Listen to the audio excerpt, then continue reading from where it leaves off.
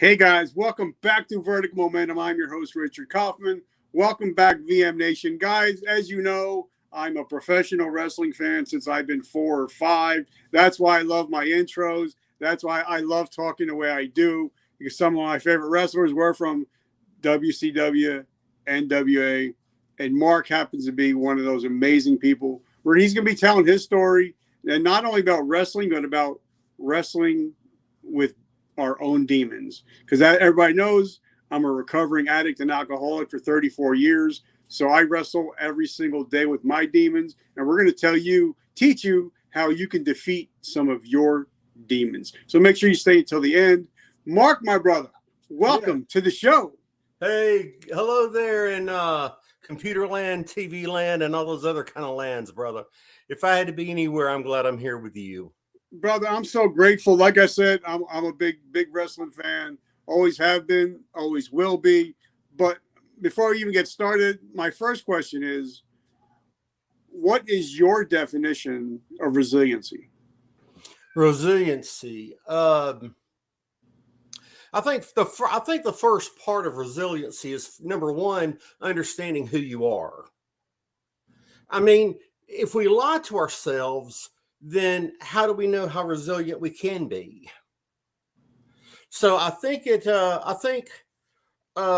resiliency is being able to take that inventory, that self-inventory, understanding what we cannot do, and then saying, okay, I can accept that about myself. Now, where can I go to remedy those situations that I still need a remedy for? See, to me, resiliency is not about having all the answers. Just like when I was in grad school, what they taught me was being smart is not knowing how much you know. It's knowing where to go to get the answers. Does that make, I hope I'm not trying to be too abstract. Does that make sense, Richard? Yeah, I mean, and I always have that conversation. You know, that's what going to college is. It's not getting the education. It's learning how to find the answers. Exactly. It's just a game of regurgitation is all it is. Yep.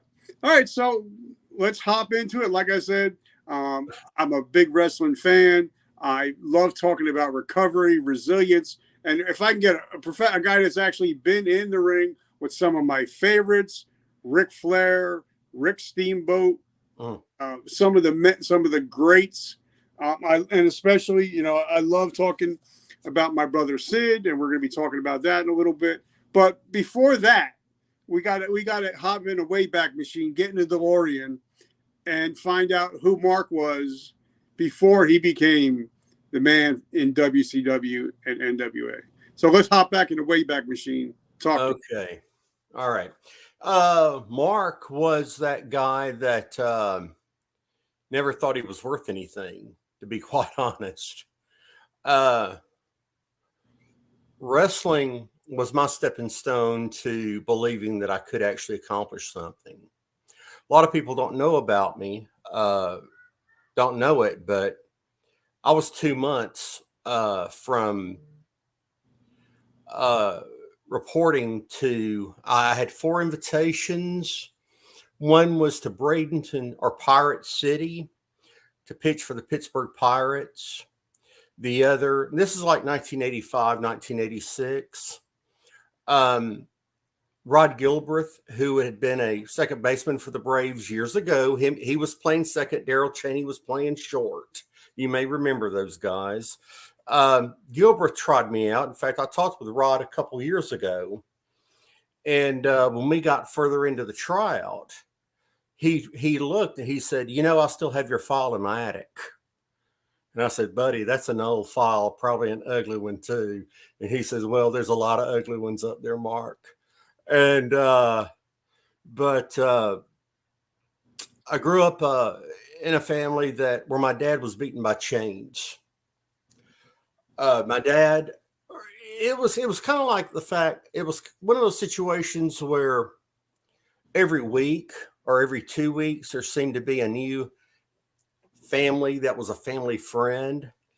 But it was not till I was older that I realized that as soon as my dad would allow people to get so close, he would run. He was afraid to show people who he really was. Now, I think in a sense that became my catalyst as I got older, in that, you know what, if people can accept you, it's their problem. The one thing we can do is be honest. But I was that insecure kid, youngest of five, slept with a baseball bat as a kid, ready to kill my dad if he walked in the door. Had a gas station. We owned a gas station.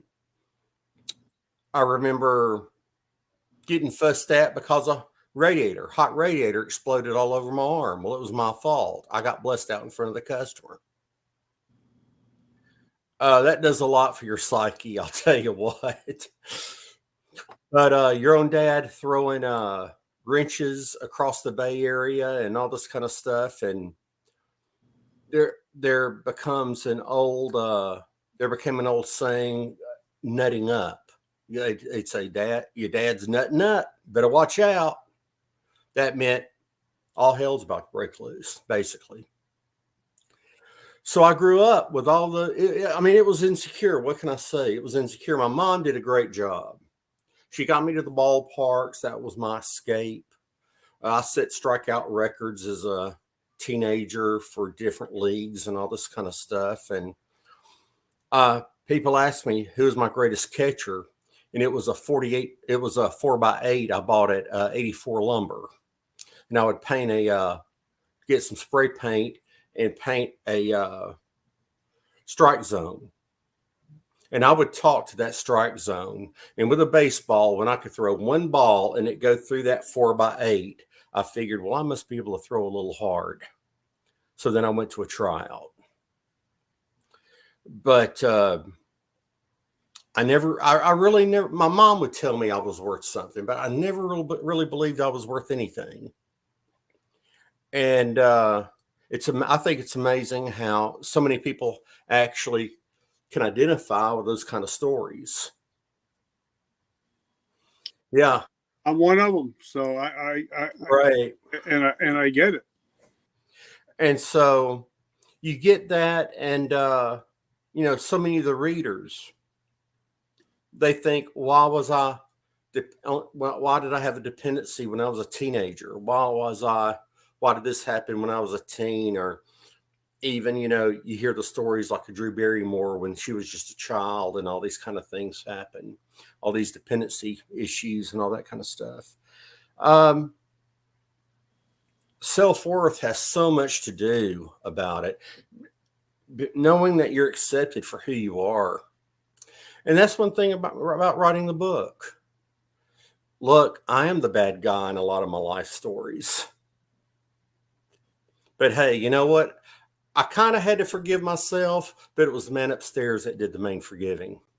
And he's the one that showed me the next step. So kudos to him. But, okay, now, like I said, I don't know where these conversations are going to go. But, sure. Like I said, I'm a big professional wrestling guy. Always have been, because my mother used to take me to matches when I was 2-3 years old. Mm-hmm. I got to know, Dominic DeNucci and Bruno. Oh yeah. All those Chief J Strongbow. I used to buy all my soda from Chief J Strongbow down there in Newark.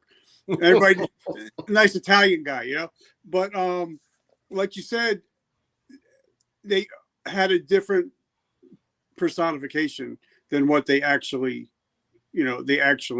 shown. Like, a lot of people hated on the Iron Sheik, but they really didn't know the man he was behind the scenes, about how long he was married to his bride and what a great father he was. Or even like Mark Calloway, the Undertaker. Mm-hmm. They don't know that they're two different people.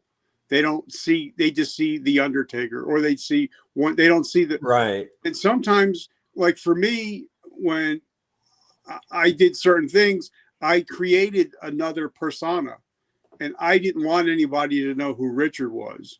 So mm-hmm. I created the guy Rick. You know what I mean? And I think mm-hmm. a lot of athletes and just normal people will create another persona just so they don't have to show who they really are. You agree?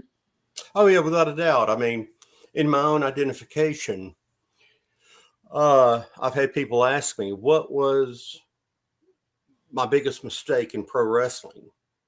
And it was I became Mark Smith, the wrestler, instead of Mark Smith, a guy who wrestled. Now, there's a big difference in that when you think about it. One, I'm saying that's all I identify with. So I have to live up to that stigma, or I have to carry that stigma. But yet, when it's, and this is the great thing about like, talking about Dominic. I used to wrestle Shane Douglas. Shane was trained by Dominic. I'm actually from Griffin, Georgia, where Joe Scarpa lived. And you know who Joe Scarpa is? That's Chief. Yep. Mark Scarpa and Mark Smith were the same age. We always sat beside each other in school. And to me, it was really heartbreaking several years ago when my wife came in and said, "Have you heard about Mark?" I said, "Which Mark?" She said, "Scarpa." I said, "No." She said, "Call the gym in Griffin, Georgia." So I called Tuck's gym. And I asked him, I said, "Tell me, my name's Mark Smith. I used to work with Mark Scarpa and everything." And they said, "Really?" Yes. I said, "Yeah." I said, I used to go to their house back when Chief would bring Andre and everybody to his house. I said, "What happened?"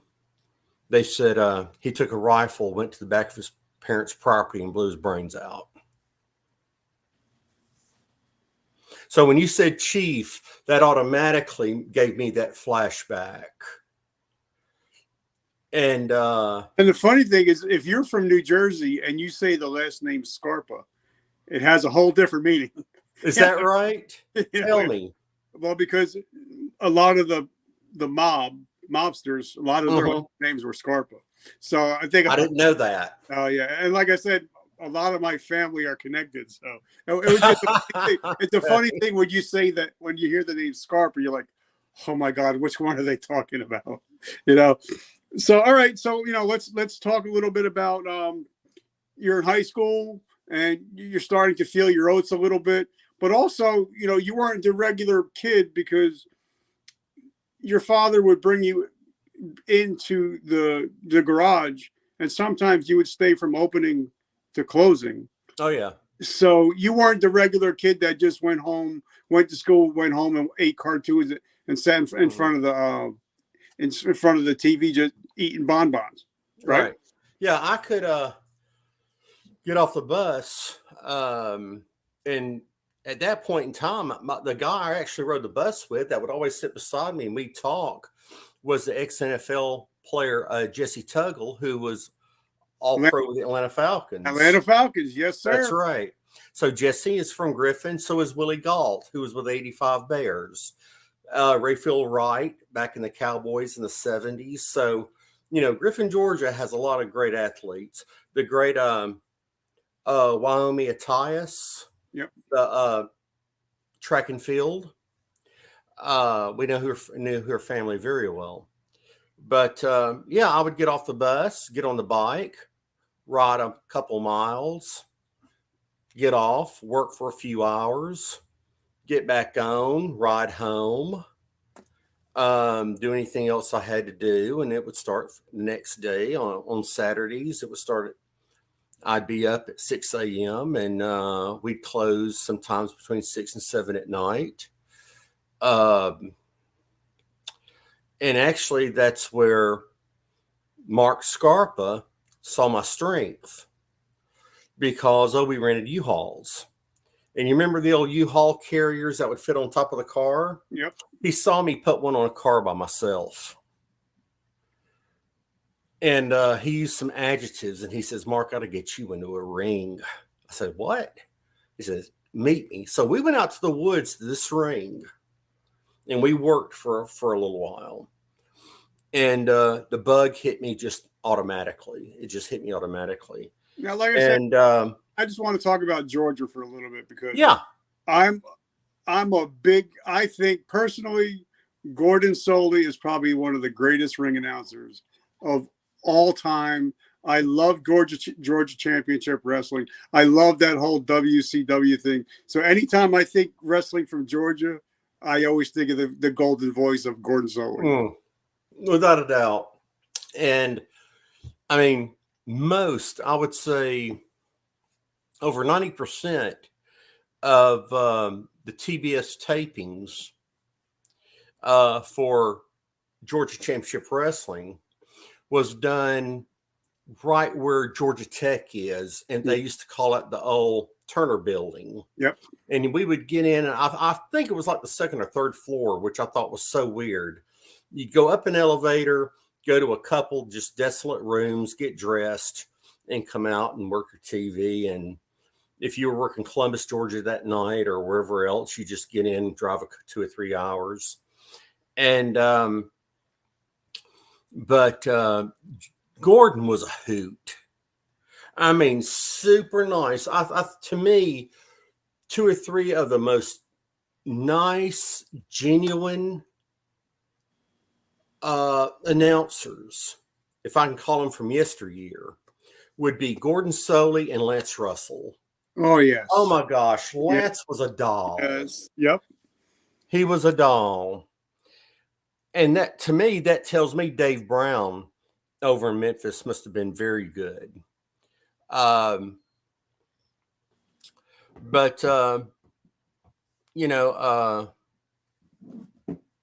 Shivani worked with them.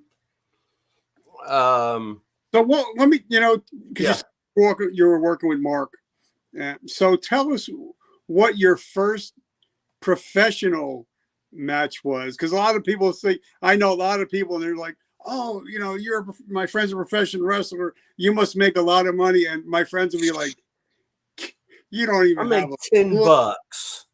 I made $10 back then. Look, there were no, I actually got mad when the show Tough Enough came on TV. Now I know Bill, and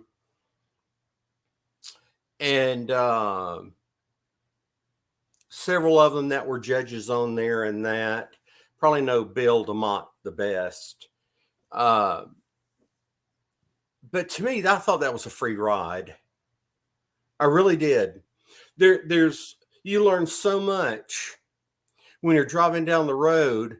The guy says, I'll pay you 50, 75, $100. You get there, he pulls out a $20 bill. He says, this is all I got. And you got to decide, okay, do I kick his rear end right now and let word get around? Or do I say thank you? And then maybe he has a better show coming up in the future and he'll remember me because I took care of him.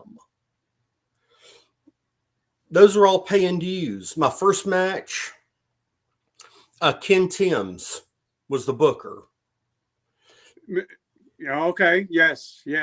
Blonde-haired Ken Timms. Yep. Years later, I ran across Tim in New Orleans, he and his wife and his kid. And I came up behind him. I said, Ken, I said, do you remember that? Jerry Blackwell was there that night too. He was running it for Vern, small little house show. And now that was AWA? Yeah. Okay. And I asked him, I said, you remember that show? His eyes got kind of big. He said, yeah, good to see you. See you later. He knew he owed me money from that show. So anyway, but it was against Jerry Oates. Okay. Jerry and Ted Oates that were from Columbus. Yes, sir. Yep. And Jerry called the match. Fantastic. That night, myself and Jim Fordham, who had retired as one of the masked medics back in the Southeast region, I don't know, maybe 10, 15 years beforehand.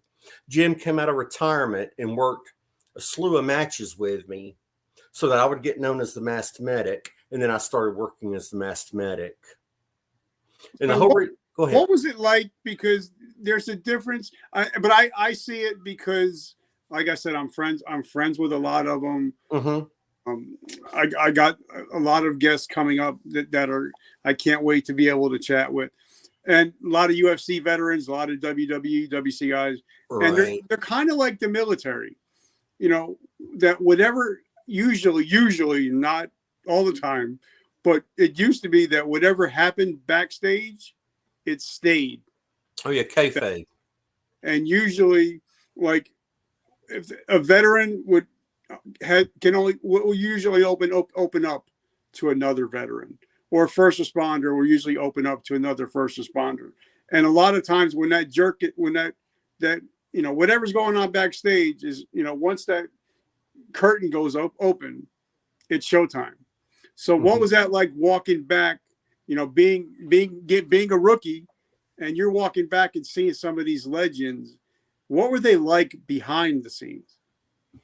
Well, first off, they look at you in such a way you didn't know if they were cross-eyed, cockeyed, or whatever, because they were kind of looking at you like, who the heck are you? And the best thing you could do is find somebody you knew and just go up and just listen. Just listen. And word would get around. I mean,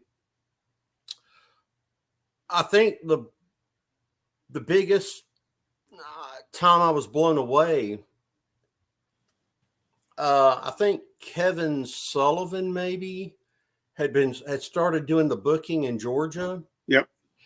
And he's on my list of somebody I wanted to talk about, by the way. So okay, Kevin. Yeah. I'll tell you what, I like Kevin. In fact, Kevin, if you by chance are watching, I want to thank you. You showed me ring etiquette. You showed me how to be a pro, everything. Thank you, Kevin. And also, I think Kevin, besides, Jake Roberts, he was probably one of the best ring psychologists. He knew how to get people going without doing all the high spots. So I just want to give him that shout out, because I know that me and you think about that the same way, that the ring psychology is missing so much in today's professional wrestling. Yeah, it's you could see the same gymnastics in the Olympics, really. I mean, what you see a lot of today, running through the ropes, hitting a guy, coming through the middle ropes. I actually ran into Sami Zayn about 2 weeks ago.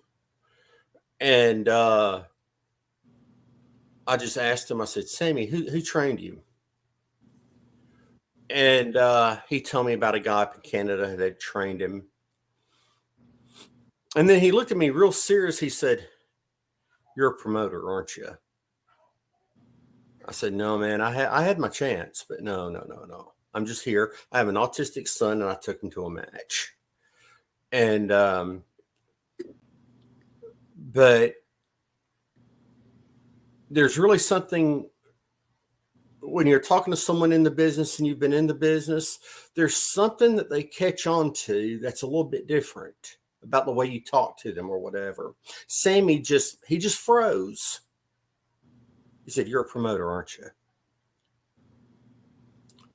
And Vince I had been contacted about being a promoter back in around 1987, running a spotter leg for WWF at that time. But getting back to Kevin knew, and this was the old saying, if you want to see a show, go to WWF. If you want to see a fight, come down to the NWA. And so we laid it in. I mean, the blood blisters, who cares? I ran across a match the other day. It was me and it was Kevin, myself. There was a tag team. It was a varsity club thing. I don't think it was Steiner tagging. I think it was Rotunda, actually. It was, because it was just a few days after the Bray Wyatt thing happened. And of course, I was telling my kids, I worked with Bray's dad. And I pulled it out and showed it to them. But Kevin, I mean, all you had to do was watch him. He was that good. All you had to do was watch him and how he dealt with other people. You understood the psychology. He did not have to put on a show for anybody. If you stunk, he'd tell you you stunk.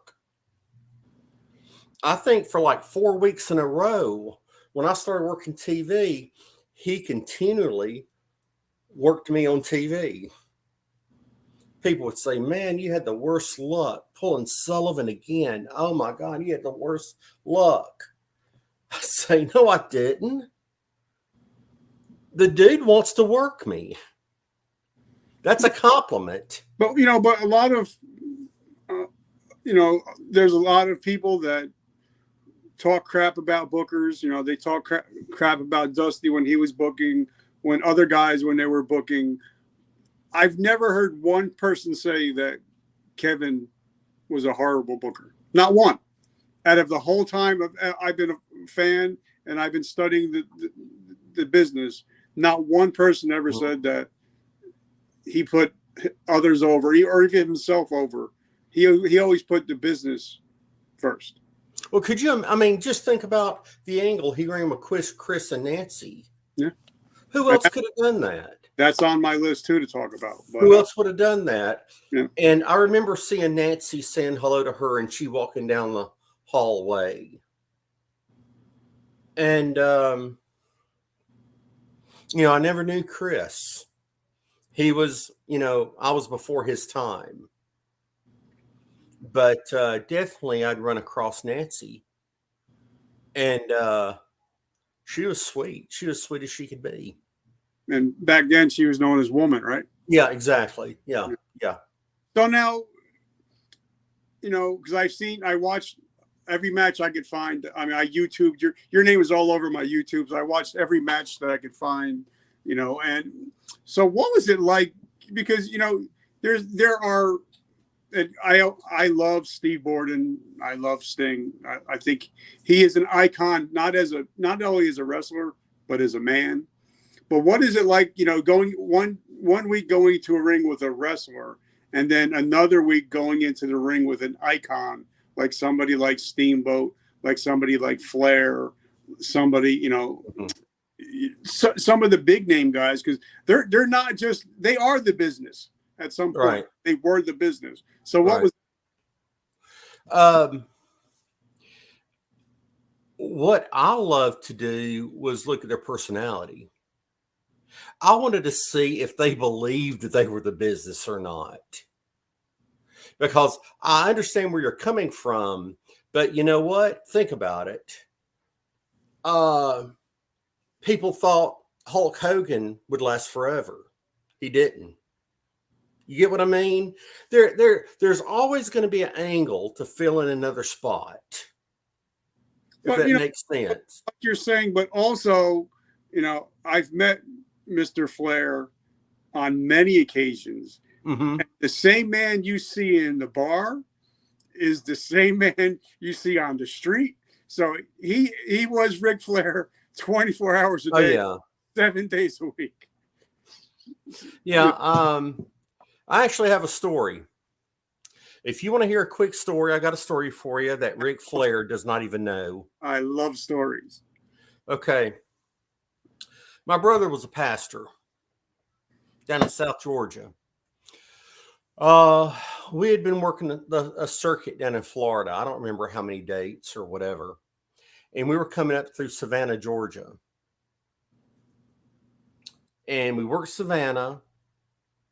And it was close to New Year's Day because I remember everybody was talking about the bowl game, and Rick was a big Georgia fan at that point. So he was, I think he was driving a white Cadillac. It was a rental car. But he drove up and everybody was talking football. Dog was there. Tog was talking football. Just Ron Simmons. Butch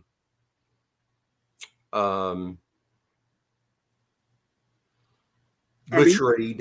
You just named some of the heaviest hitters Ron Simmons, I mean, All-American, you know, JYD, another athlete that came from another sport. So you just named some of the biggest heavy hitters that people, if they Googled them, we were like, wait a minute, Ron Simmons was an All-American? I just knew him as, you know, Ron Simmons, but I think that's great that you were a guy of history also. Oh, well, thanks.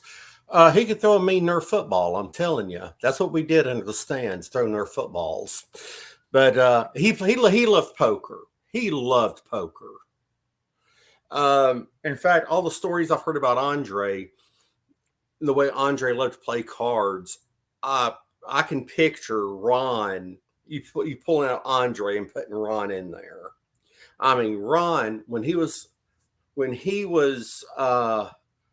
playing cards, the stories would flow and the filters were off, you know, but he was great to listen to.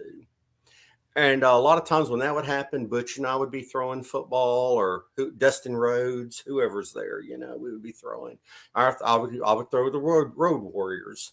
If they were hungry, they'd go, Mike would go, Mark, with that rusty voice, Mark. I go, yeah, what's up? He'd go, you want a dog? Sure, I'll take one. So he'd find one of the ushers or whatever. Go get us about a dozen dogs. Tell them it's for Hawk. Guy never asked for a dime.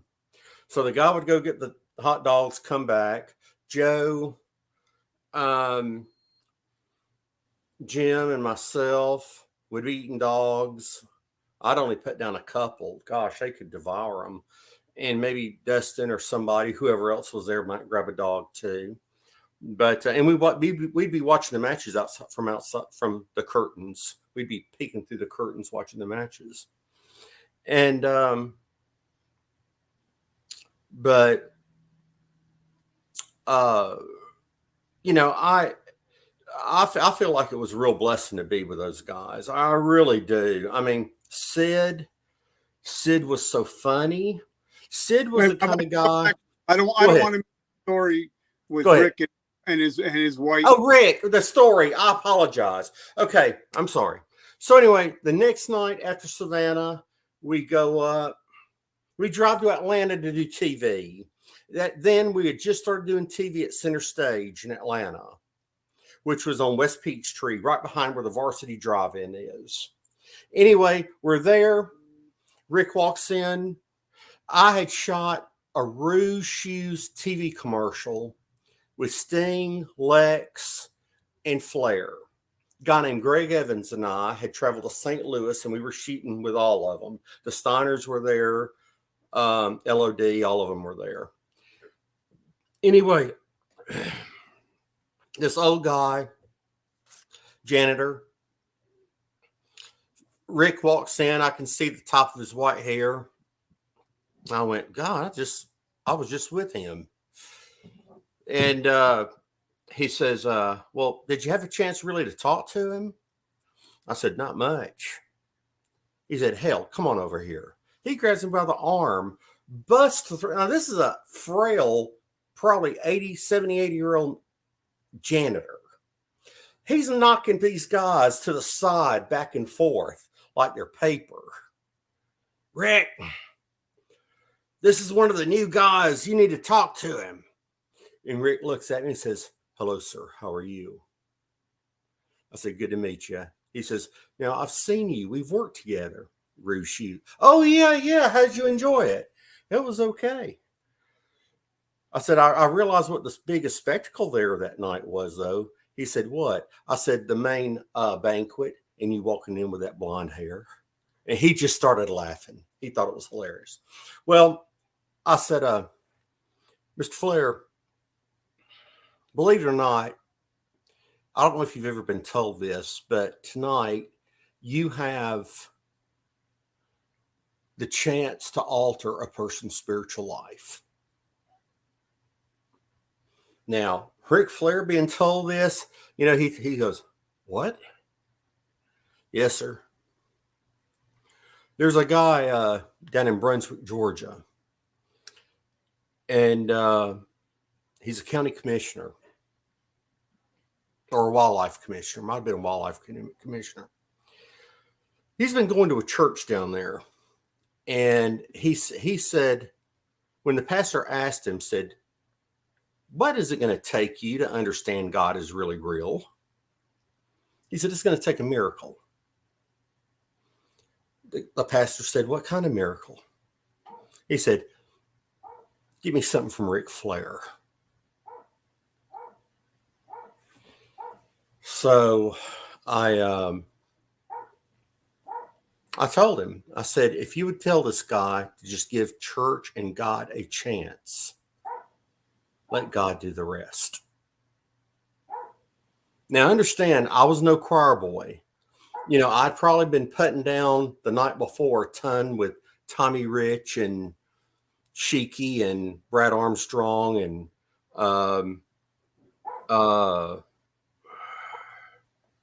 Scott Hall, you know, all of them.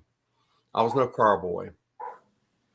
But Rick just screams. He says, give me a program. Give me a program. He reaches in and gets a pen. And he takes the back of that program and writes a full-page letter to the sky. Well, I actually, before we do a shot in Albany. I think we do Macon, Georgia, and Albany, Georgia. And I figured I would drive like 2 or 3 hours out of the way and go see this pastor, who is my brother. He opened the door. I said, here you go. Here's some Flair. His eyes got real big. He called the guy. He says, your miracle's here. The guy said, what? He said, your miracle's here. He came, looked at it, fell to his knees in tears. He couldn't believe it. He ended up accepting Christ. He ended up having a Christian family.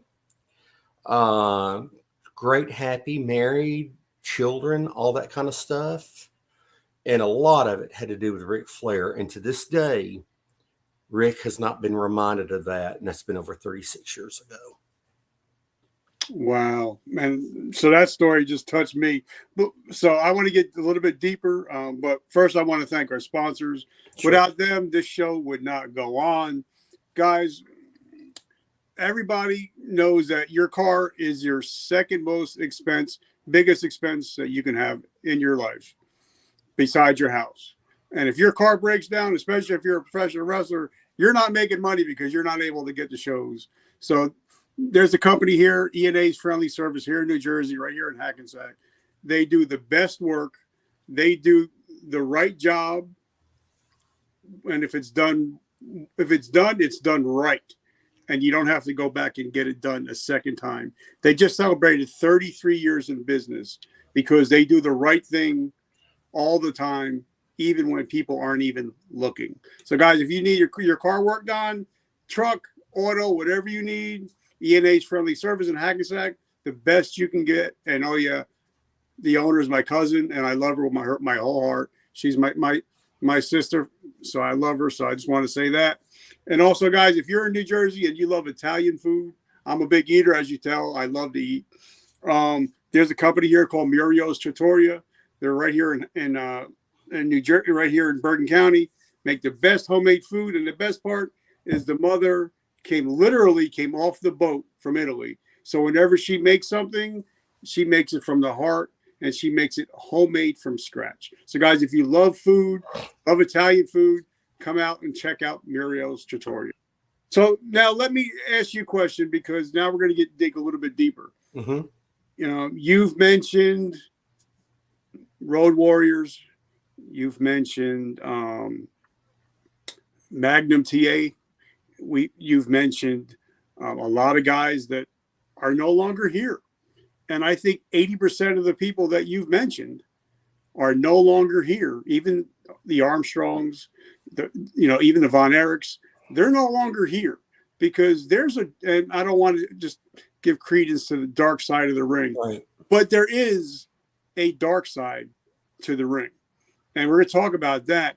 So tell me, because you had a career, you had a good career, but you also got banged up a lot physically, mentally, spiritually. So talk to us about what happens when the curtains get closed.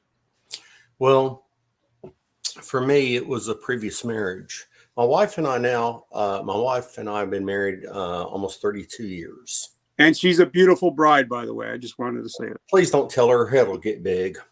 Anyway. Well, you're going to get hit again if you just keep that. I know, really. Isn't that the truth? She may knock my smile straight. But anyway, for me, it was a previous marriage. It's one that I owe up to. And I really do appreciate my wife, Brenda, for allowing me to talk about this. A lot of wives would say, don't talk about your exes. Don't talk about this. Don't talk about that. She's got grace because she understands that we all learn from our past. For me, it was a situation where drugs had gotten involved. My fault. I told you earlier, resiliency was knowing where you fail, accepting responsibility. I was a jerk. And now some people argue and say I still am. I possibly am. But back then, I was Mark Smith, the wrestler. Horrible gotta be. A horrible SOB of a guy that existed. Walked in.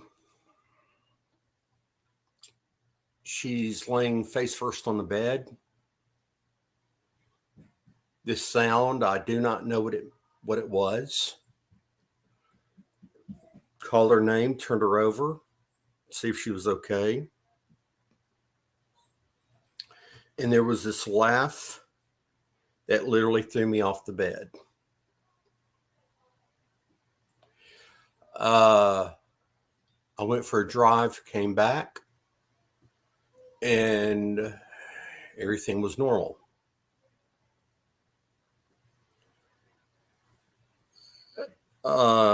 She told me she was going to leave, and I don't blame her. I'd have left me too. But in cleaning up, I found a positive pregnancy test in the trash can. That wasn't her. None of this was her fault. It was me. I was selfish. I was a selfish jerk. I was probably, excuse my French, I was a total ass of a person. And I accept every bit of that responsibility. But like when we were talking earlier, there's no way in human terms could I have looked at myself in the mirror and I would have had the power to say, okay, Mark, you should forgive yourself. I forgive me, Mark, because I did all this. Nah, it took something bigger than me.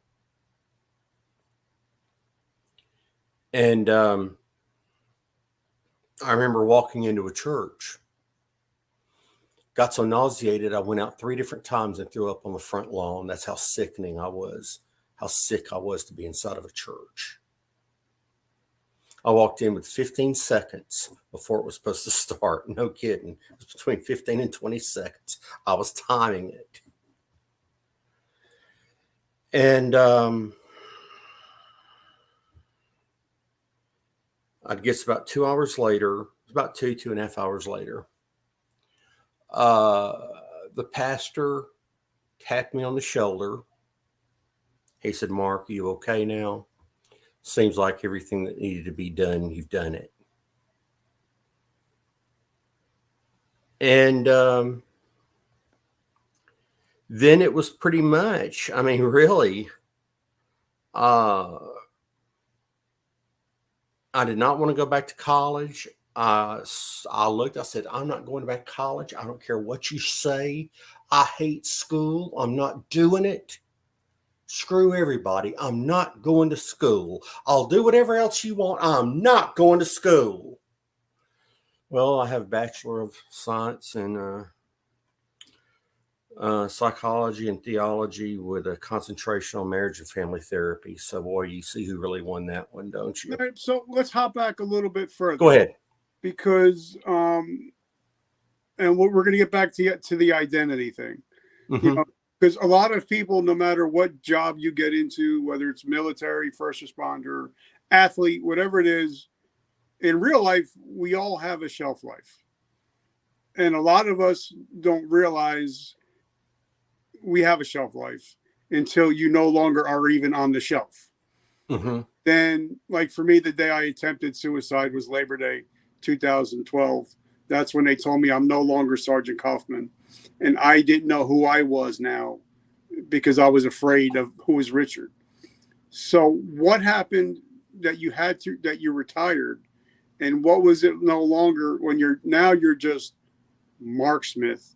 You're not Mark Smith, the wrestler, anymore.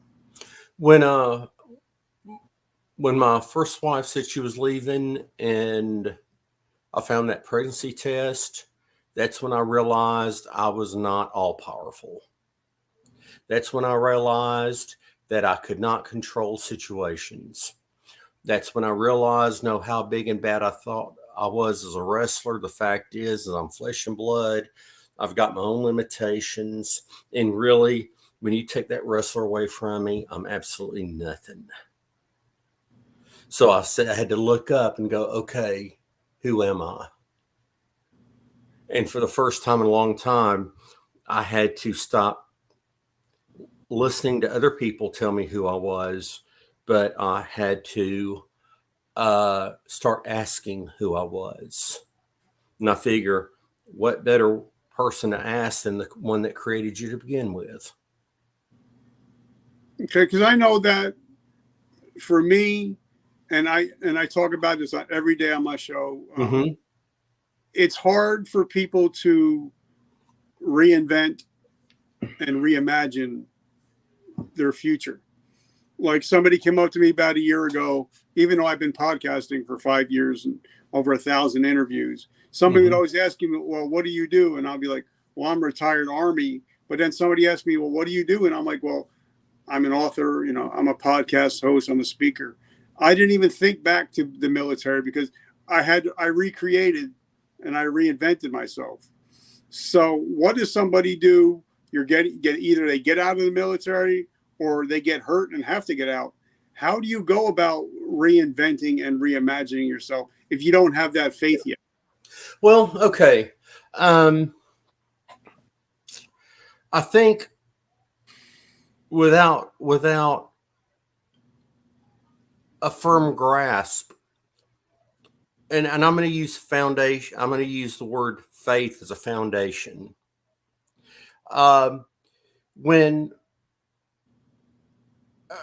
If you were to, like you're just asking me, what do you do without it? I got to tell you, man, for me, Rick, it was like shooting blanks in the dark. Because as limited as we are, just as people, and it's okay. I think that's one thing that, man, in society, it's so crazy if you think about it. Why isn't it okay to say, I don't know right now? Why isn't it okay to say, okay, I'm going to figure it. I want to figure it out. What's wrong with saying, I want to talk to somebody? I feel I've got a lot of respect for this person. I need to get a different view. I need to get some input. I need to see a new pair of eyes. That, and I know exactly, I mean, what you're saying is so correct. How does a person, when that's a lot of stress to put on an individual. Think about who you are right now. You're different. Mm-hmm. Why does it have to be that way? Why can't the whole thing be a learning process? And that's kind of where I get with with facing the demons in the book is first just we being honest with who we are. You understand what I mean? Mhm. What problems we have, who we are, who can we talk to, all this. Because I'll tell you, whether it's God or whoever else, they will show themselves, they can very well show themselves through the love and the words of another individual. And like you said, sometimes it'll take a Ric Flair Mm-hmm. to come out of left field Yeah. and to say, okay, God's like, hey, I'm here, but you may not get it through the church. You may get it from somebody you're sitting next to at a ball game. You may get it from a little text message. Hey, bro, just thinking about you today, and you might be really struggling. But Mm-hmm. God says, okay, I got you. I'm just getting your attention a different way. Because even in the Bible, God got people's attention in every different way. You know what, Rick, I think that's just amazing what you're saying there. And I heard something one time. I wish I could say I made it up with my CTE. Chances are I could say it. I made it up, and I would probably be honest because I really don't remember where I got it from. But the thing is this, is think about God's the carpenter, our heart's the toolbox.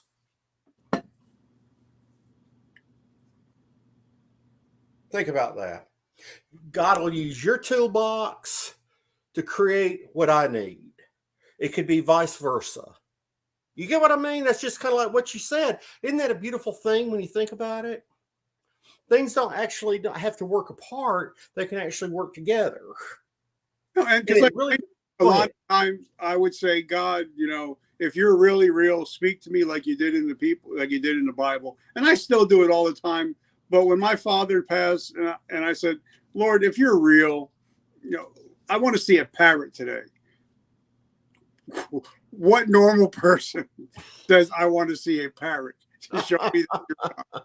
But we went to eat, and I look up, and there's a little parrot hanging down from the ceiling. And I'm like, okay, God, I get it. Yeah, you're real. I get it. Right. But sometimes we just have to say, Lord, I don't know what you're going to tell me or how you're going to tell me. Just let me know that you hear me. And sometimes the best prayer you can say is help. I'm listening. Even like when Jesus, when he was crucified, the two criminals that were next to him, one was like, God, I don't deserve this, but I believe in you. And Jesus said, you will be at my right hand in paradise today. Mm-hmm. So he didn't have to say this big thing, have to go get baptized. He just said, Lord, I believe. Mm-hmm. And that was it. That's all it takes. But I think sometimes we get so bogged down in the minutia that we kind of just say, hey, Dad, I'm sorry. Yeah. I mean, how else would a guy, I mean, the way I grew up, and back in my dad's gas station at Christmas time, that's where the KKK set up their Christmas float. I accidentally walked up on them one time, not knowing it was the KKK. I was a young kid. I knew most of them. Half of them were the police department. And then in my dad's station,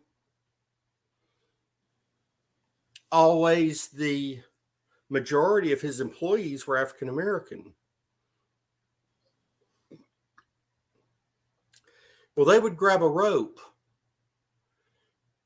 And I guess everybody thought it was okay because they were doing it. It still bothers me though. I don't like it.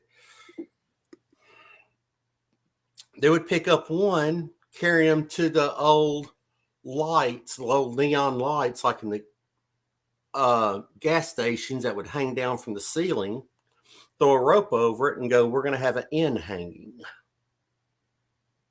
Well, that's what I grew up in. And then if you haven't, I ask you, please look up J.B. Stoner. J.B. Stoner ran for Georgia Senate, I think in 1972. I mean, this is a straight political TV ad. inward, inward, inward, inward, inward, all the way through. Now, if I'm not, just like a lot of us back in those days, if I'm not a boy being bred to hate races, I don't know. I don't know who else would be bred. I mean, goodness, that kind of stuff. But people ask me, when do you know this book was done? It was April 2nd of this year, because that's when not only do we have our 3 blood children, but we have 2 Hispanic children that their mother died of a brain aneurysm when we adopted them. And one of them's autistic, the one I took to the wrestling match I was telling you about. About 7 years ago, adopted them. And then in April, adopted African-American child. And you know what? When I hugged that child and the court said, he is your child, it's just like you would hear from the Bible, it is done. That's when I heard the book, it's done. Mark, the love, the road of love,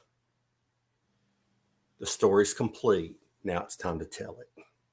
Now let's go back to professional wrestling, because for me, professional wrestling broke down color barriers before a lot of other sports. Like, a lot of people don't even realize that Ron Simmons was the first major world champion, black world champion.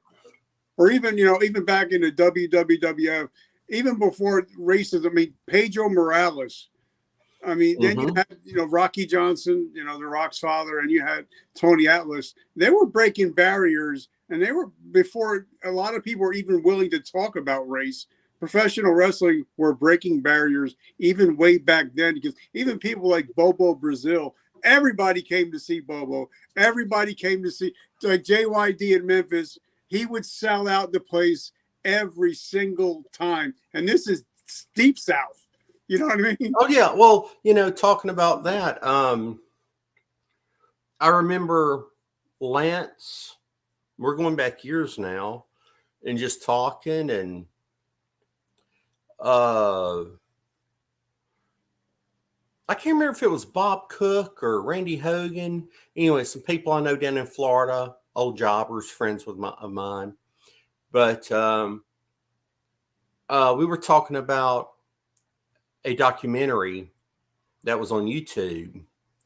And what I didn't realize, and he gets a lot of flack, but I give credit to Bill Watts, because Bill Watts was the first man to make an African-American star the whole premise, the major drawing card of the entire territory.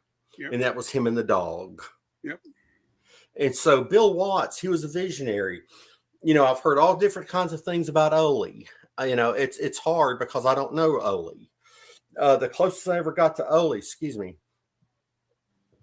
was backstage once or twice, and in gorilla position. Gene was there a lot of time. And so that's an old tag team, Ole and Gene Anderson. They were tough as nails. They would say, they were tough as $2 steak. They were just tough people. And even like Dick the Bruiser, all those old school guys, they weren't doing the high spots, but you knew, even Ron Bass, if you went to see one of their matches, it's going to fight. There's a fight.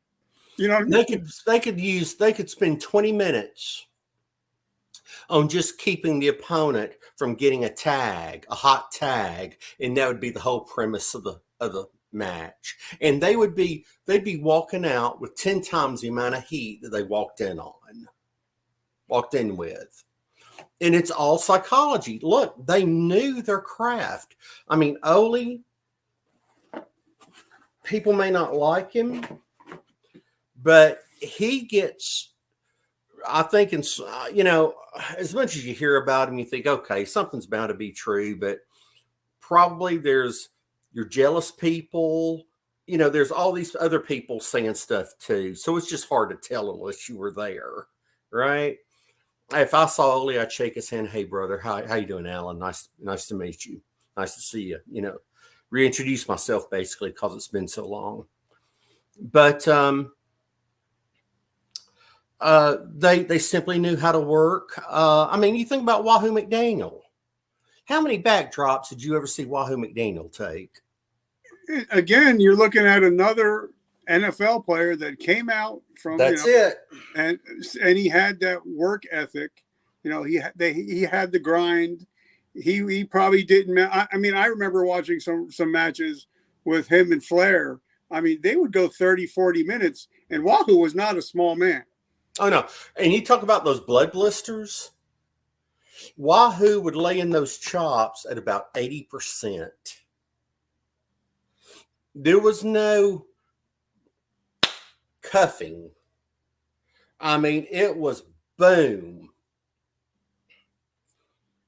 And I'll tell you what, he hit you so hard the lights would flicker. That's what we used to say about some people. Hit you so hard the lights would flicker. And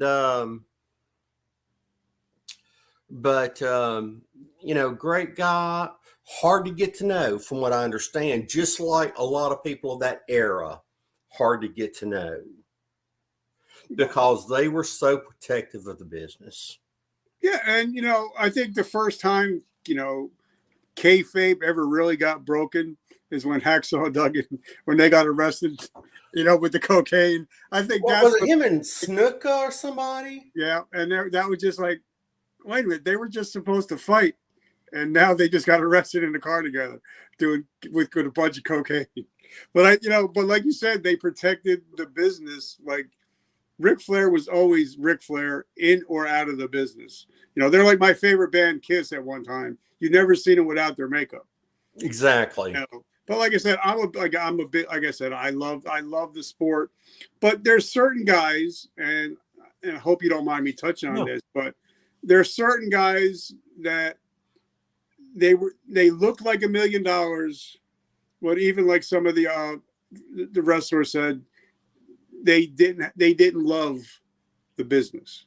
Mm-hmm. But you had somebody like like Luger, another professional wrestler, another professional football player. Mm-hmm. You had the Ultimate Warrior, another guy looked like $1 million, didn't want to learn how to work, didn't want to learn how to take care of the guy next to you or in the ring with you, because that's a major part, is trusting who you're in the ring with so you don't get hurt.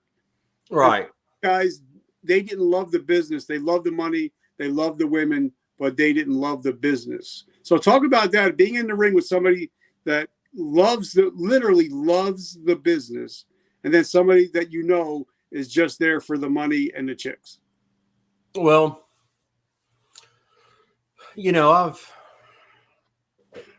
first off, I'll tell you this. If I was going to do a job for somebody, my thought, if they loved the business, was that they understood it was not good for the business to go in and do a 2-minute squash match. Because, number one, you've basically ruined that job, or you've ruined his credibility from now on. So what's he gonna do? If he raises any kind of thing to any kind of a challenge to anyone, how do you rectify that? On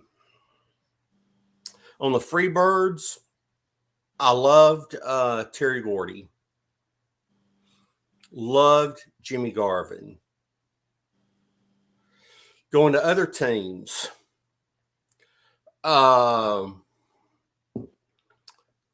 thoroughly enjoyed wrestling the Samoan SWAT team, Samu and Fatu. I really enjoyed it. Who became, he became Rikishi. Sam and I are still friends on Facebook. He loves to show off his grandkids and everything. I think he lives out in California. Of course, the Jay and Jimmy Uso and But now, all them. so, look at, I think Rikishi is so underrated. They never bring him back for anything. They never give him the credit that he deserved, because such a big man that he was like the Samoan Bam Bam Bigelow. They just moved like they were lightweights. And I don't think he really got the credit for what he deserved, being in that era. You know what I mean? Yeah, I don't know if it's something like a problem with the family or whatever from the WWE standpoint now or whatever. I don't know. But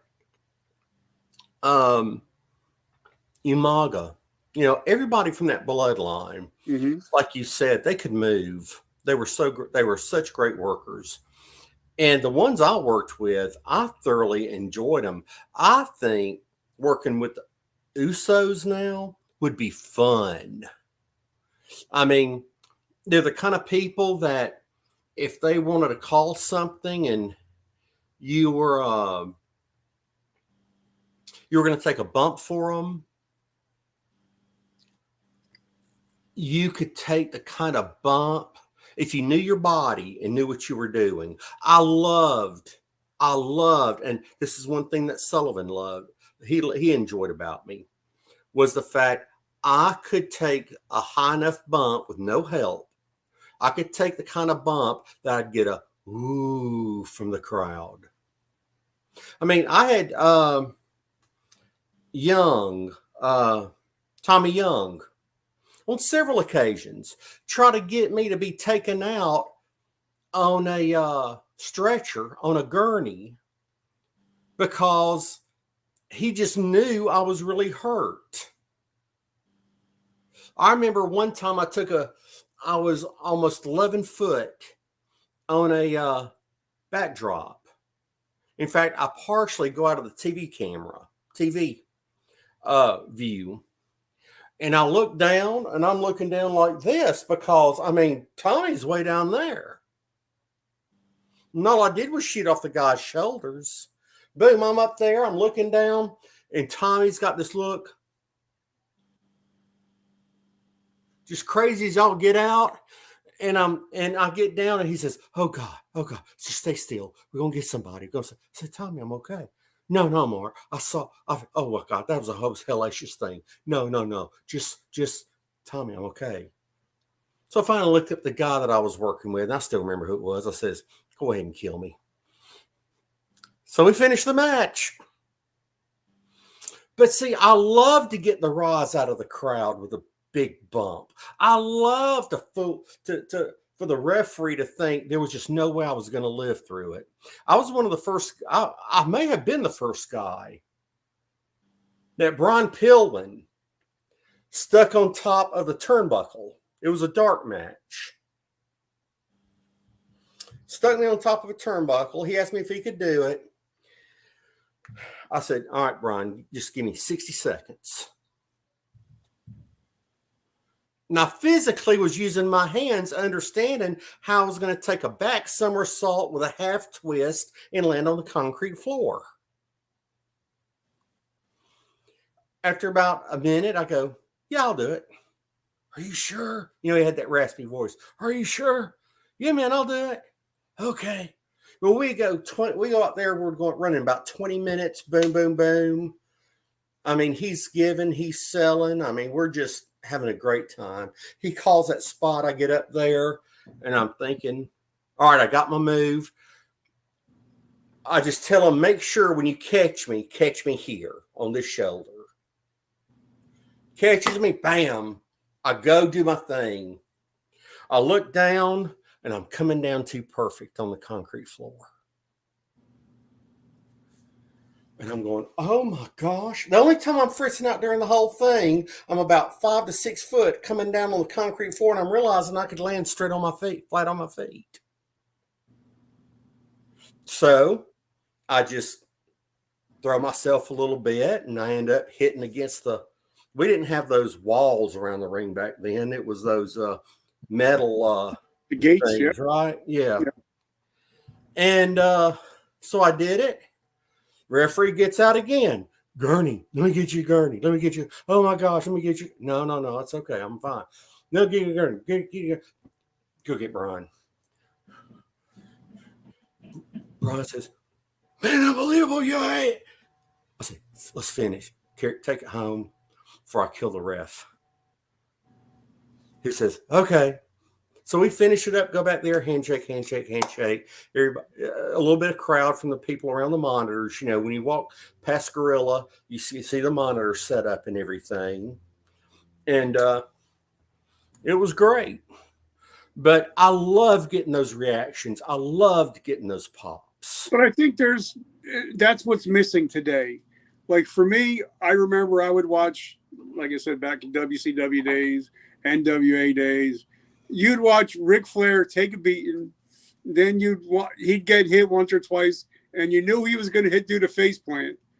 But it made the other guy look like, wait a minute, he's got a chance to win this match. Like when I was growing up, I would go to the Garden and I would see people like SD Jones. You know, I would see, I forget his name. His name was Rod. But these guys, Danucci, you're like, what? They got a chance to win. Then they would lose it in the end. But now it seems like you said, everybody's just squashing everybody. And it's like, how do you build a match? How do you build a program if nobody's selling for anybody? Right. People are not going to watch. And I think this was found out too late because WCW got horrible at it. And I love a lot of those guys, but the guys toward the end were horrible at it.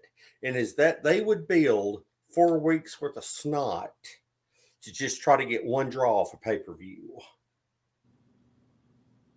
And man, you got to build a story all the way through. And like for me, like one of the greatest matches of all time for me was the Macho Man Ricky Steamboat. Oh, geez. I mean, that had to be probably probably if not the greatest match I've ever seen. But they said Randy Savage wrote like 8 pages of stuff to go through to get that match to where it was to be a 6-star match. But there were so many different storylines in the match. So it wasn't like, oh, I'm going to kick him, you kick me. It had the storyline, and everybody ate that up. And I think when you have a storyline, people get emotionally involved. And I don't see people getting emotionally involved like when Piper hit Snuka with the coconut. People were trying to stab Piper.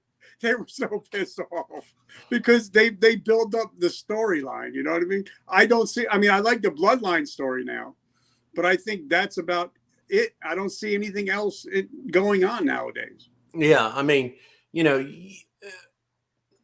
back when we were working even small towns, I remember Boaz, Alabama, Birmingham, Anniston,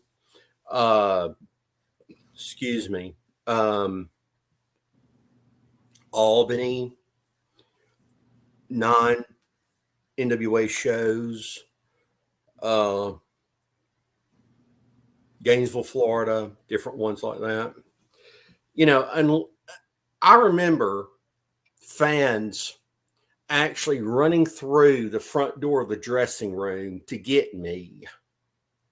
And me with my bag, bare butt, running to the car to get away.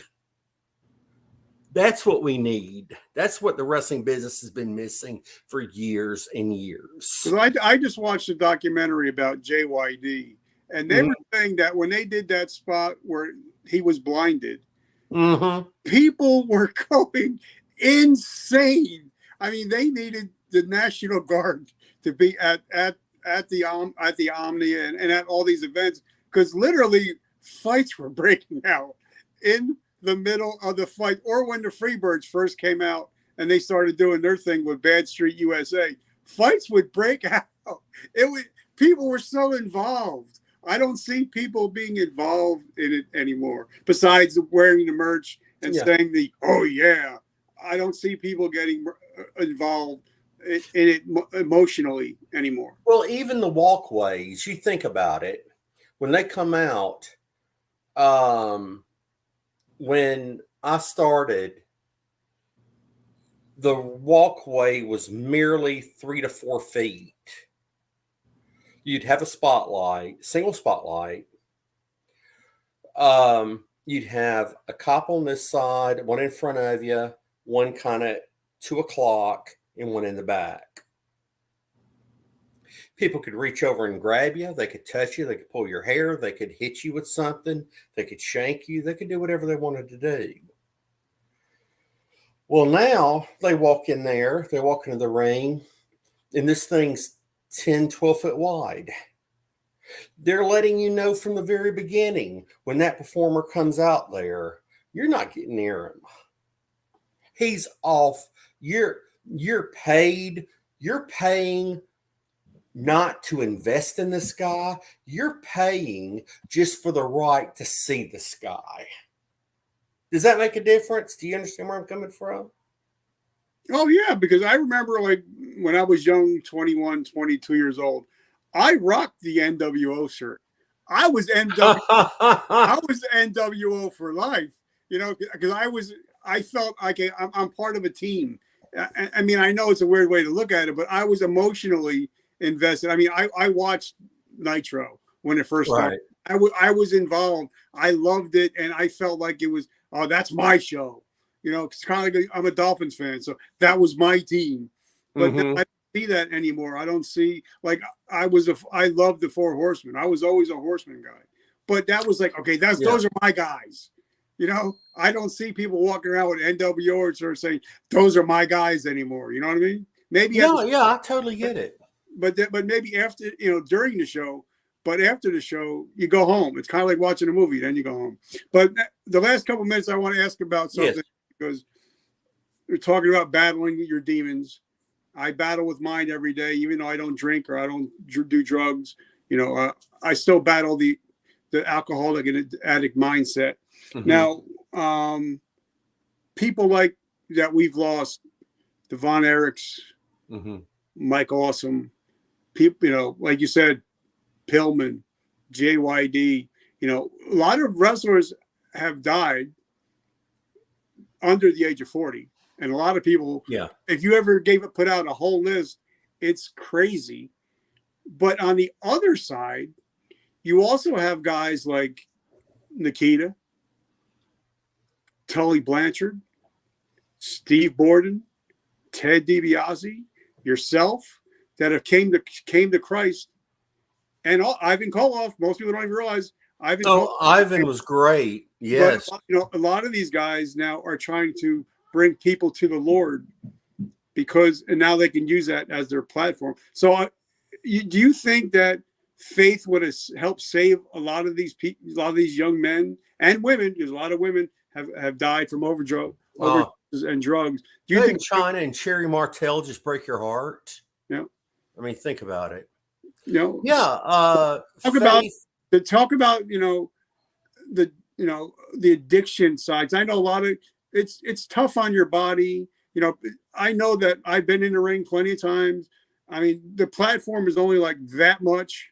There's not that much give. And when your back hits, your back hits. So a lot of these guys and girls hooked on somas, painkillers, drinking themselves just to get to the next job, the next ring. So talk to us of what the body takes and the mind takes while you're in that ring and when you get out. Well, yeah, most definitely. You can actually, we just saw with Aaron Rodgers a few days ago and his injury. You can have an injury that is almost as bad, but if you don't work, you don't get paid. Now, I've heard these Maven videos and everything, and about WWE and how they do get paid some if they're not working.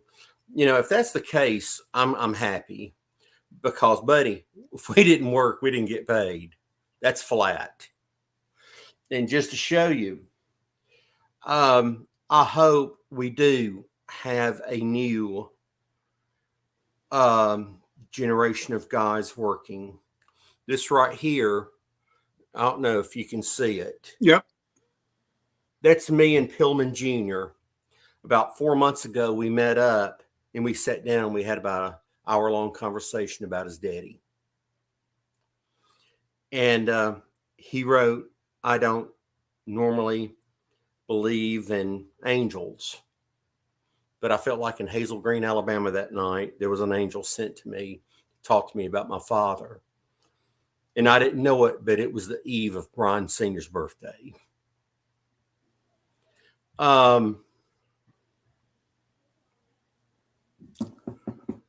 Look, yes, there are so many guys in the business that have been in the business that are confused. They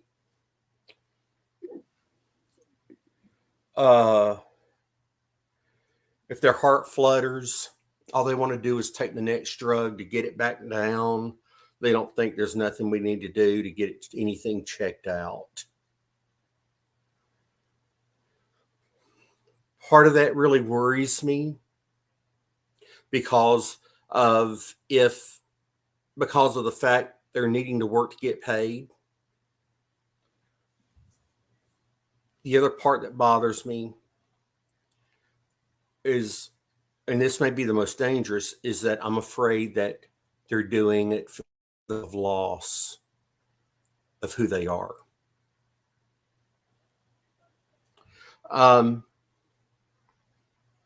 I've pumped the stuff, man. I mean, the headaches, geez, the oxys, the hydrocodones, the oxys, you take it, you twist your knee up, it's swollen, you get ice the next day. I've actually, in Florida, I was released from the emergency room at about 3:00 in the afternoon. My organs had malfunctioned. I'd spent all night and all day in an emergency room. I got out around 3 to 4. I drove an hour down to Tampa, and I wrestled against the Italian Stallion on TV that night, with the caveat that the doctor told me if I took a chop across the chest, chances are the double pneumonia would flare up, and I would drown to death inside or either on the outside of the ring. This stuff's very real. But now, don't you think, in my opinion, Mm-hmm. I'm a Christian just like you, and go ahead. For being a brother in Christ. I thank you so much. But I think that every organization needs somebody like a Steve Borden, Sting. Every organization needs somebody like a Mark Calloway or Shawn Michaels. Now that he changed his lifestyle 20 years later, Mm-hmm. I think every organization needs that guy or girl, because it go either way, that if you're struggling with something, I know Mark, if he's seen somebody struggle, and he'd be like, come here, young man, let's go talk. Mm-hmm. And not berate him, but just say, listen, I got you. I got your back. If you need help, I'm here. And I think Steve is doing that, with AEW, he did it with WCW. Mm-hmm. Sean's doing it with the NXT guys. But I think that they can save so many lives if somebody just stood up and said, you know what? It's okay not to be okay. Rick, I totally agree with what you're saying. There's one question I have. This is not playing devil's advocate, but you're going to go, when I say this. Is that good for business?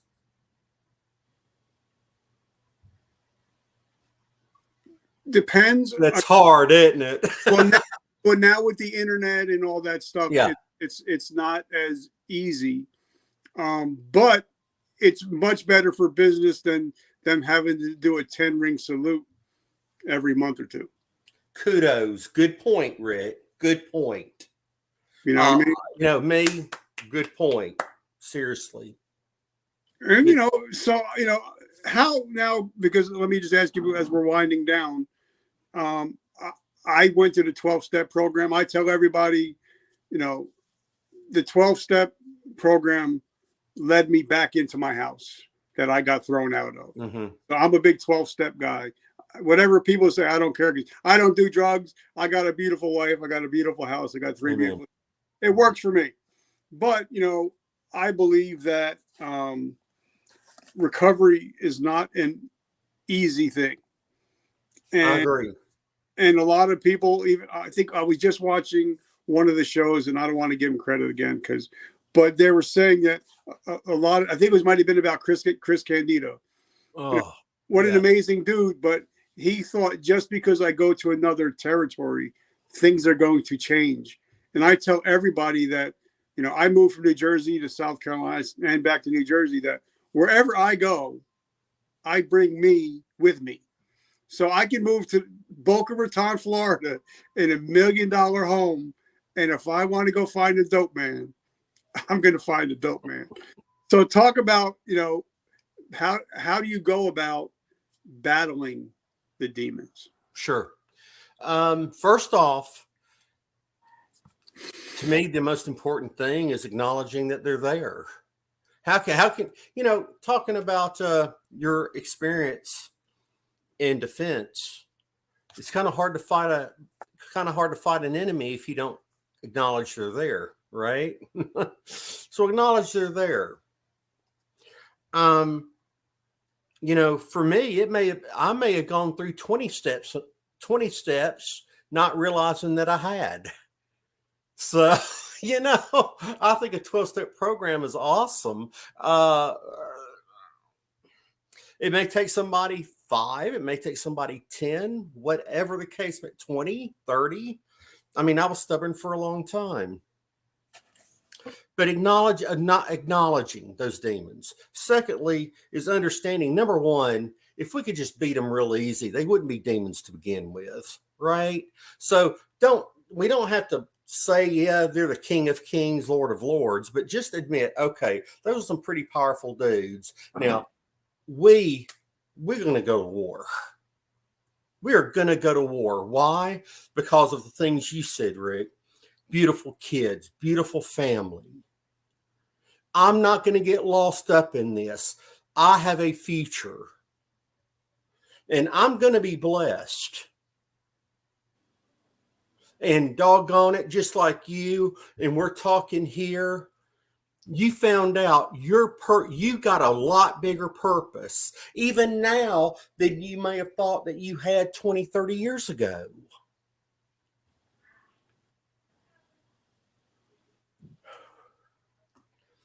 But I also think, Go ahead. like, Scott, how many times did he go to rehab? How many people did, because I'm a big DDP guy, amazing dude, helping a lot of people, help Jake, helping Buff, helping a lot of people. But I think there has to come to a point where, for me, like I'm at my house, like I'm sitting here in my office, 10 feet away is the refrigerator, got wine, I got beer, I got liquor. I don't drink. That's my wife's stuff. That has nothing to do with me. Right. But no, I drink, I die. Next. There is no, I can have one, I can have a little. That's where I cut off. I drink, I die. Next. So, I think somebody has to say, eventually you got to be sick and tired of being sick and tired, right? I love that. Yeah. Yeah. I agree with that wholeheartedly. And, about the demons, I think we've done a good job at saying that demons are powerful, acknowledge them and all that. I know we're about to wrap up, but the one thing that I would love to say, and Rick, I think you can vouch for this, and I'd love for you to comment, is the fact that demons can get their ass whipped. They can. It may be us working together, bro. It may be us working together with a man upstairs. It could be us helping someone else. Remember how he may be the carpenter, but our hearts are the toolboxes. You know what I mean? They can get whipped. But, And I don't say that tongue in cheek, trying to just throw some French around. I'm saying that because I'm that adamant that, Rick, with love like yours, people will find love. So this is my clap to you, brother. And I appreciate you, but that's something, we're all in this together. Yes. And I tell everybody, like I said, I'm a Christian, so I have no problem proclaiming my faith. Right, sure. He's in charge of everything. My father owns everything, so there's no way I can be broke. There's no way I can be poor, because he owns everything already. But and I know that I'm here for a specific time. And once you know that, okay, like Jim Morrison, the great poet and singer, nobody gets out of here alive. Once you realize that God owns everything, right, and you're supposed to have everything that he promised. But a lot of people talk about the fruits of the Spirit, but they always leave out long suffering. For some reason, that's not one of the spirits that they always want to talk about. So I heard never pray for patience, dude, because you know what'll happen. You'll have to wait. So, we're all in this together. Like you said, if we're going to battle demons, why battle one alone? Why exactly. not put brothers together and battle the same demon? Because then we can take the demon out together. Mm-hmm. So last question is, I love your book. By the way, I was reading it just before I got on, because it's probably one of my favorite books of all time. So I just wanted to say I love the book. Oh gosh, Rick, you're too good to me. Thank you, Bubba. I love your bride, Brenda. I love her so much. So how do we find your book, and how do we support your mission? Well, thank you. As far as the book goes, chances are when one's been sold, you'll find it in the trash can. No, I'm kidding. That's a kid. Okay, that's the CT talking. Okay. Oh, Lord of mercy. Look, we have a website. It is a GoDaddy site. All you have to do is look up Mark Smith, Brenda Smith, Wrestling with Demons. Mickey Rourke did a book, Wrestling with Demons, but as we know, Mickey Rourke is not a wrestler. So this is really getting into the mindset of a wrestler with demons.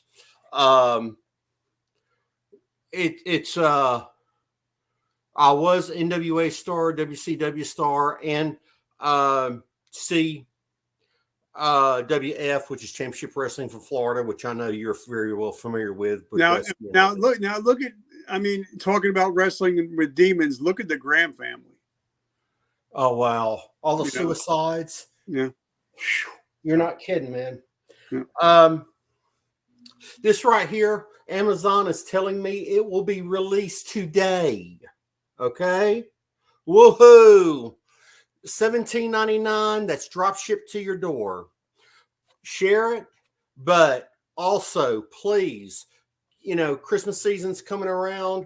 One thing about it, Rick, and this is something that I'm sure you'll tap on as we get closer to the holidays, is that for many, the holidays is actually the most depressing time. It is actually the highest rate of suicide. Yep. So this is a great way for us to come together, for you to come together with friends, have a little study, get a little Bible study in, get whatever you need. But then, like you said earlier, Rick, and I love it, battle these demons together. And loneliness may be one of those demons. But now you also said that if there's somebody out there, you're willing to give a book away. Yes, I will send one that says not for sale. It will be an original proof. Okay. And also, Rick, if you get a phone call or a message, you and I haven't talked about this, But if you get a phone call or a message from someone, and if your heart tells you, let's get in touch with this person, I'll do a conference call with you so where we can talk to an individual, and then we'll pray for them as well. How's that sound, Rick? That sounds like a plan to me. So, guys, make sure you pick up the book. Like I said, I've read over 6,000 books, and this is one of my top 5 books of all time. So I just want to, and guys, I literally almost peed my pants when he told the story about getting his pants wet in the ring. You're gonna have to get the book. Thanks, Mike. You're gonna get the book just to hear about that. But guys, make sure you pick up the book because it's going to do a lot. He's doing a lot of things for good. So guys, make sure you pick up the book. Check out his Twitter account. Amazing Twitter account. He's doing a lot of great things. And guys, as you know, I'm a big Joel Osteen guy. And my favorite quote from him is, we have the choice today. We can be the victim or we can be the victor. That's so right. We can either be the victim of the demons or we can become victorious over the demons. Please help us help you destroy your demons. And Rick, any of my family would be more than willing if there's a daughter or a son or a wife, anyone feeling that despair in their lives, Brenda, I'll get any of them would be happy to get on the phone and be able to share with them. Okay? I love it. So guys, make sure that you leave a comment how we did. If you enjoyed the show, we might do a part 2, just talking about pro wrestling and getting into a little bit more about how maybe you can become a pro wrestler. Mark, brother, thank you so much. I'm so grateful and humble for you. Hey, I love you, Bubba. Thank you. Have an amazing week and love everyone. And give Brenda a big kiss for me, okay? I'll do it, Bubba. Thank you so much, man. Love you.